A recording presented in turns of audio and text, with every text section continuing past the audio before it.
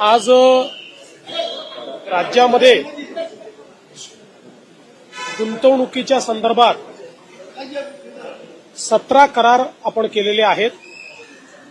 या 17 करारांच्या माध्यमातून जवळपास 34,000 कोटी रुपयाची गुंतवणूक ही महाराष्ट्रामध्ये येते आहे आणि जवळपास 33,000 नवीन एम्प्लॉयमेंट ही महाराष्ट्रामध्ये जनरेट होते।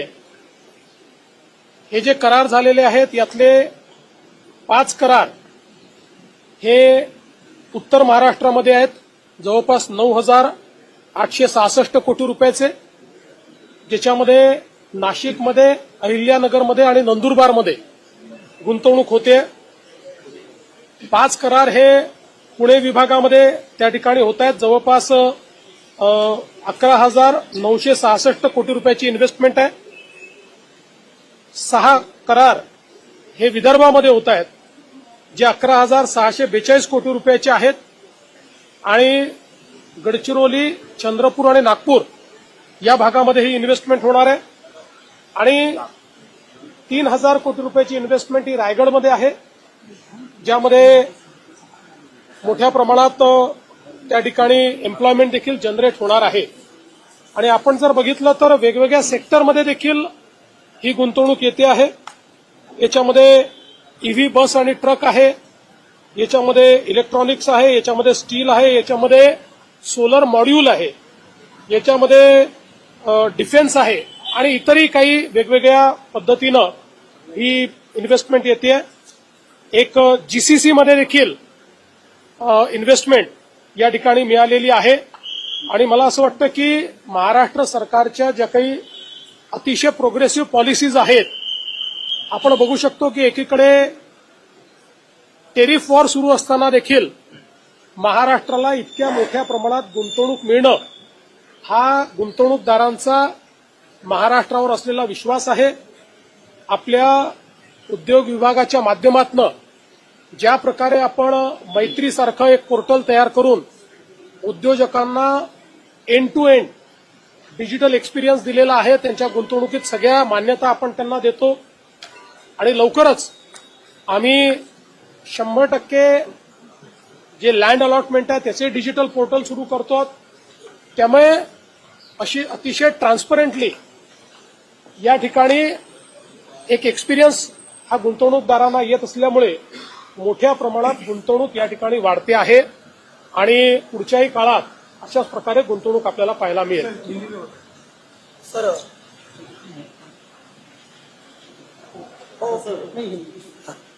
आधी हिंदी करू की आधी मराठी करू? मराठी कंप्लीट करा सर। मराठी नांदेडमध्ये मोठ्या प्रमाणात मुसळधार पाऊस सुरू आहे। जवळपास 500हून अधिक नागरिक अद्यापही अडकलेले आहेत आणि लष्कराची तुकडी सुद्धा रवाना झाली आहे। सरकारची तयारी कशी आहे? नांदेडमध्ये खूप मोठ्या प्रमाणात पाऊस पडलेला आहे। मी सातत्याने तिथे संपर्कामध्ये आहे। विशेषतः जी काही वरच्या भागातले धरणं आहेत त्या धरणांमधलं पाणी अधिक वेगानं सुटल्यामुळे खूप मोठ्या प्रमाणात त्या भागामध्ये पाणी शिरलेलं आहे। आपला संपर्क त्या ठिकाणी आहे। आता धरणाचं पाणीही आपण रेग्युलेट करायला लावलं आहे, बाजूच्या राज्यांशी आपण चर्चा केलेली आहे, त्यामुळे ते रेग्युलेट केलं आहे। लोकांना बाहेर काढण्याचं काम केलेलं आहे। एनडीआरएफ त्या ठिकाणी होतीच, पण जो काही पाण्याचा वेग होता तो पाहता आपण लष्कराला देखील त्या ठिकाणी पाचारण केलेलं आहे आणि आता जी काही सगळी परिस्थिती आहे ती पूर्णपणे जे काही प्रशासन आहे, प्रशासन योग्य प्रकारे हाताळत आहे। जीवितहानी होऊ नये, मोठ्या प्रमाणात हानी होऊ नये या दृष्टीनं जे करण्याची आवश्यकता आहे ते सर्व प्रशासनाच्या माध्यमातून नांदेडमध्ये केलं जात आहे। मी जिल्हाधिकाऱ्यांना सांगितलेलं आहे की तुम्हाला जी मदत लागेल ती सगळी मदत राज्य सरकार त्या ठिकाणी करेल आणि त्या दृष्टीने त्यांच्याकडनं कुठलीही मागणी आल्यानंतर आम्ही तात्काळ ती करतो। मोठ्या संख्येने गुंतवणूक येते आंदोलकांकडून, पण त्यामुळे मुंबईवरती मोठ्या प्रमाणात ताण झाला असं आहे। या संदर्भात आपण काही मला असं वाटतं की आज सकाळी आंदोलक त्या ठिकाणी आलेले आहेत। श्री मनोज जरांगे पाटील हे उपोषणाला बसले आहेत। त्यांनी देखील सगळ्यांना आवाहन केलेलं आहे की आपल्याला नियमाने उपोषण करायचं आहे आणि सगळ्यांना सहकार्य करण्याचं आवाहन केलं आहे. शासनाची पण भूमिका सहकार्याचीच आहे. कारण आम्ही पहिल्या दिवशीपासून सांगितलं की लोकशाही पद्धतीनं एखादं आंदोलन जर चालत असेल तर त्या आंदोलनाला कुठलीच मनाई करण्याचं कारण नाहीये. लोकशाहीमध्ये चर्चेतनं प्रश्न सोडवायचे असतात. आंदोलन त्याचा एक मार्ग असतो. त्यामुळे अशा प्रकारच्या आंदोलनाला जे काही सहकार्य पाहिजे ते सरकारच्या वतीनं आम्ही करतो. विशेषतः माननीय उच्च न्यायालयाने जे काही आदेश दिले आहेत त्या आदेशानुरूप त्या ठिकाणी सगळं सहकार्य चाललंय. हे खरं आहे की काही तुरळक प्रमाणात आंदोलकांनी काही ठिकाणी रास्ता रोको केला, थोडं ट्रॅफिक डिस्ट्रप्शन केलं, पण पोलिसांनी त्यांच्याशी चर्चा केल्यानंतर त्याही ठिकाणी आंदोलकांनी सहकार्य केलेलं आहे आणि त्या जागा मोकळ्या केलेल्या आहेत. पण अर्थात इतक्या मोठ्या प्रमाणात लोक आल्यानंतर काही ना काही ट्रॅफिकचं डिस्ट्रप्शन हे होत असतं. ते डिस्ट्रप्शन झालेलं आपल्याला पाहायला मिळतंय. अर्थात या सगळ्या गोष्टींमध्ये एकाच गोष्टीची खबरदारी निश्चितपणे घ्यावी लागेल की काही लोकच जरा वेगळ्या पद्धतीनं वागतात आणि त्यांनी मग संपूर्ण आंदोलनाला गालबोट लागतं. तर अशा प्रकारे कोणी वागू नये याच्याकडे लक्ष द्यावं लागेल. आणि मला असं वाटतं की श्री मनोज जरांगे पाटील यांनीही तशाच प्रकारचं आवाहन केलेलं आहे की कोणीही अलोकतांत्रिक पद्धतीनं किंवा आडमुठेपणानं या ठिकाणी वागू नये. शेवटी मी देखील सगळ्या आंदोलकांना हेच आवाहन करणार आहे. कारण आज त्या ठिकाणी जे काही चाललेलं आहे ते माननीय उच्च न्यायालयाने दिलेल्या निर्देशानुसार प्रशासनाला काम करावं लागणार आहे. आता हे काही शासनाच्या निर्देशाने नाहीये, उच्च न्यायालयाच्या निर्देशांनी प्रशासन काम करणार आहे. त्यामुळे प्रशासनावरही काही बंधनं त्या ठिकाणी जी काही उच्च न्यायालयाने टाकलेली आहेत ती त्यांना पाळावी लागतील. अर्थात त्या बंधनात राहून लोकशाही पद्धतीनं सगळं सहकार्य हे त्या ठिकाणी प्रशासनही करत आहे आणि सरकारचंही त्या संदर्भात कुठलंही वेगळं मत नाहीये. एकतर एक दिवसापुरतं हे आंदोलनाला परवानगी होती, तर पुढे काय स्टँड कारण त्यांचं म्हणणं असं मला असं वाटतं की त्यांनी पुन्हा परवानगी मागितलेली आहे आणि कायद्याच्या चौकटीत राहून जे काही उच्च न्यायालयाने निर्देश दिले त्याच्या चौकटीत राहून पोलीस त्याचा सकारात्मक विचार करतील. जो काही कारण शेवटी आता हा निर्णय प्रशासन आणि आंदोलनकर्ते यांच्यातला निर्णय आहे. तर माननीय उच्च न्यायालयाने दिलेल्या निर्देशाच्या अनुरूप मला असं वाटतं की प्रशासन सकारात्मक त्या संदर्भातला विचार करेल आणि शेवटी या आंदोलनामध्ये ज्या काही त्यांच्या मागण्या आहेत त्या मागण्यांच्या संदर्भातही जो काही मार्ग काढता येईल तो काढण्याचा सरकारचा प्रयत्न आहे. आपल्याला माहिती आहे की आम्ही एक एम्पावर्ड कमिटी देखील तयार केलेली आहे. मंत्रिमंडळाची उपसमिती त्या ठिकाणी आहे. या उपसमितीला यापूर्वीच ज्यावेळेस अॅडव्हान्समध्ये काही मागण्या आल्या होत्या त्या मागण्या आम्ही अग्रेषित केलेल्या आहेत. तेही त्याच्यावर विचार करतायत. कायदेशीर मार्ग काढावे लागतील. नुसतं आश्वासन देऊन चालणार नाही. कायदेशीर मार्ग काढावे लागतील. संविधानात बसणारे मार्ग काढावे लागतील. तशा प्रकारचे मार्ग कसे काढता येतील असा प्रयत्न आहे. मी असेन, एकनाथराव शिंदेजी असतील, अजितदादा असतील, आम्ही संपर्कात आहोत. आम्ही समितीला सांगितलेलं आहे की त्यांनी त्या संदर्भात चर्चा करून आमच्याशी चर्चा करावी जेणेकरून यातनं एक काहीतरी आपल्याला जो काही मार्ग काढता येईल तो मार्ग काढण्याचा प्रयत्न करू. शेवटी एकच आमचा प्रयत्न आहे की कुठल्याही परिस्थितीत दोन समाज एकमेकापुढे येऊन उभे राहिलेले आहेत अशा प्रकारची परिस्थिती महाराष्ट्रात उभी राहू नये. आणि म्हणून ओबीसी समाजालाही आपल्याला सांभाळावं लागेल, मराठा समाजालाही न्याय द्यावा लागेल. आणि शेवटी मी पुन्हा एकदा सांगतो की आपण हे सगळ्यांनी बघितलेलं आहे की गेल्या 10 वर्षामध्येच जेवढा काळ आमचं पहिलं युतीचं सरकार होतं, दुसरं युतीचं सरकार आणि आता तिसरं युतीचं सरकार, या काळातच मराठा समाजाला न्याय मिळालेला आहे. इतर कुठल्याही काळात मराठा समाजाला न्याय मिळालेला नाही.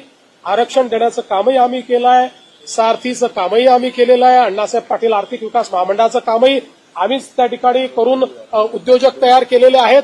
आणि त्यासोबत पंजाबराव देशमुख निर्वाह भत्ता देखील आम्हीच सुरू केलेला आहे. परदेशी विद्यार्थ्यांना पाठवणं देखील आम्हीच सुरू केलेलं आहे. त्यामुळे या सगळ्या गोष्टी शिक्षणाच्या असतील किंवा वेगवेगळ्या असतील रोजगाराच्या, या सगळ्या आमच्या सरकारने त्या ठिकाणी केलेल्या आहेत. त्यामुळे मराठा समाजाबद्दल आम्ही सकारात्मकच आहोत. कुठल्याही प्रकारे मराठा समाजाच्या संदर्भात आमच्या मनात काही शंका नाहीये. या समाजाच्या पाठीशी आम्ही आहोत. पण त्याचवेळी काही लोक जाणीवपूर्वक हा प्रयत्न करतायत की हे कसं एस्केलेट झालं पाहिजे, कसे दोन समाज एकमेकासमोर आले पाहिजेत, कसं ओबीसी आणि मराठा असं भांडण लागलं पाहिजे. काही लोकांचे स्टेटमेंट सकाळी बघितले मी, त्यांचे प्रयत्न काय माझ्या लक्षात येतात. पण त्यांना मी सांगतो अशा प्रकारे आंदोलनावर पोळी भाजण्याचा प्रयत्न करू नका. तुमचं तोंड भाजेल हे मला त्यांना सांगायचं आहे. शेवटी मुंबई, महाराष्ट्र, आपलं सोशल फॅब्रिक या सगळ्या गोष्टी महत्वाच्या आहेत. आपल्याला एखादा निर्णय जो घ्यायचा असतो त्या निर्णयाचा दीर्घकालापर्यंत त्याचा परिणाम होत असतो. त्यामुळे अशा प्रकारचे निर्णय हे चर्चेतनं घ्यायचे असतात, सर्वसमावेशकनं घ्यायचे असतात. एकाला समोर करायचं, मग दुसऱ्याला नाराज करायचं, मग त्याला समोर आणायचं.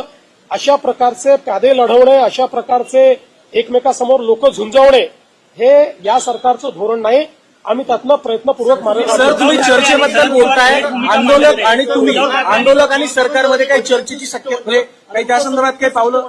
त्या दोघांमध्ये एक सकारात्मक चर्चा होईल आणि सकारात्मक चर्चेमधून या गणेशोत्सव काळामध्ये सणासुदीच्या काळामधलं आंदोलन हे कुठेतरी तोडगा निघावं या संदर्भात तुम्ही आणि निश्चितपणे मी आपल्याला सांगितलं की आपण त्याकरताच ही समिती तयार केलेली आहे. ती समिती त्यांच्या ज्या मागण्या आहेत त्या मागण्यांवर विचार करते आहे, त्याच्यानंतर चर्चा देखील करेल. जी काही चर्चा त्या ठिकाणी आवश्यक आहे ती चर्चा करून तोडगा काढायचा प्रयत्न करू. वेगवेगळ्या लेवलवर ही चर्चा होत असते. त्यामुळे आणि यापूर्वीही चर्चा एक प्रकारे कमिटीने सुरूच केलेली आहे, कारण मागण्यांवर कमिटीची एक बैठक देखील झालेली आहे. आणि मग त्यातनं कमिटीने वेगवेगळे म्हणजे त्या मागण्यांच्या संदर्भात कायदेशीर पोझिशन काय आहे. आता शिंदे समिती आहे, शिंदे समितीचा अभ्यास कुठपर्यंत आलेला आहे. शिंदे समितीला ऑलरेडी एक्सटेन्शन देण्याचा ठराव देखील या कमिटीने घेतलेला आहे. त्यामुळे असं नाहीये की कमिटी काही करत नाही, कमिटी करतेच आहे. ही एम्पॉवर्ड कमिटी आहे. या कमिटीला शासनाचे सगळे अधिकार आहेत. ही कॅबिनेटची कमिटी आहे. कॅबिनेटच्या सब कमिटीला कॅबिनेट पुढे जावं लागत नाही. कॅबिनेटची सब कमिटी ज्यावेळेस एखादा निर्णय करते त्यावेळेस तो कॅबिनेटचा निर्णय म्हणजे मंत्रिमंडळाचा निर्णय मानला जातो.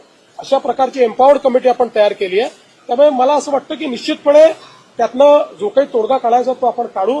मात्र कुठेही लोकांना त्रास होईल असं वागणं हे योग्य होणार नाही. त्यामुळे माझं आव्हान आहे की लोकांना त्रास होईल असं कोणी वागू नये. सर, रेल्वे स्थानकांवर मोठ्या प्रमाणामध्ये आंदोलकांनी गेलेले आहेत. पाऊस आहे. ठाकरे गट टोकाची टीका करताना पाठिंबा गोळ्या घेऊन पण आम्ही मागे हटणार नाही आणि उठणार नाही अशी जी ती टोकाची भूमिका घेतली जाते. असं आहे की शेवटी चर्चेतनं मार्ग निघेल ना, चर्चेतनंच मार्ग निघत असतो.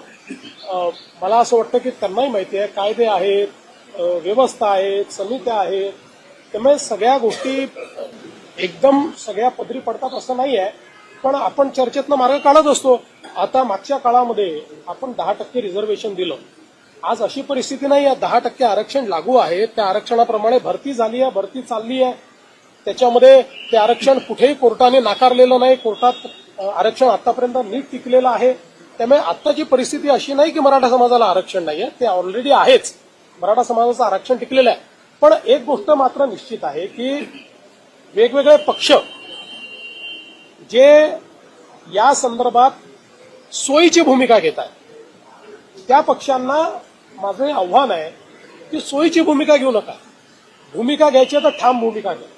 ठाम भूमिका घेताना दिसत नाही. आम्ही तर बोललोच होतो, याचंही करा आणि त्याचंही करा, अशा प्रकारची भूमिका नको. जे कायदेशीर आहे ती कायदेशीर भूमिका घ्या ना. तुमची भूमिका सांगा, काय कायदेशीर भूमिका आहे.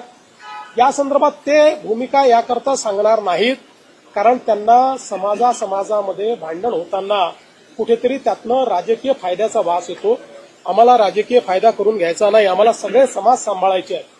आमचं सरकार इतक्या मोठ्या संख्येनं या ठिकाणी निवडून आलं कारण आम्ही सगळ्या समाजाला सांभाळलेलं आहे. सगळ्या समाजाने आम्हाला मतदान केलेलं आहे.